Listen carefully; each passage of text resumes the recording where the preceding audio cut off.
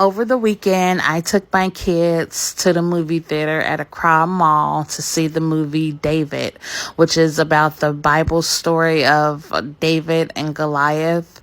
And I ended up ordering our Uber 30 minutes earlier than what we needed to be there for, because I wanted to have plenty of time to get our snacks, find a seat, do whatever else we needed to do. And on our way there, our Uber driver ended up running a red light and we got pulled over by the police. I have never had this happen to me before. Like, I've never been in an Uber, Lyft, taxi to where like the Uber driver ended up getting pulled over.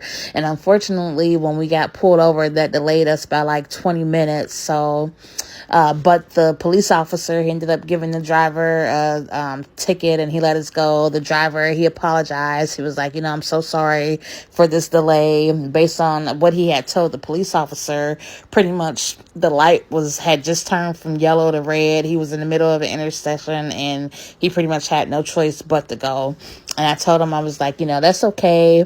Luckily, once we made it to the mall and the movie theater, we found out that the movie had actually been delayed by 30 minutes, which I was really thankful for, because we didn't have to miss any of it. But this is us walking into the mall, and originally my oldest, he wasn't very excited about seeing the movie. He was like, Mom, I've heard this Bible story a million times before. But in the end, he ended up loving the movie because he found out different things about David's life that he didn't know before, such as him playing the harp for King Saul. And after defeating Goliath, how he pretty much had to run for his life and hide, because he was anointed, and Saul wasn't very happy about that, about him being anointed for king, to be king. But this is us getting onto the elevator, and that elevator was not very safe at all. Like, as we were getting on and off, like, it would just automatically close.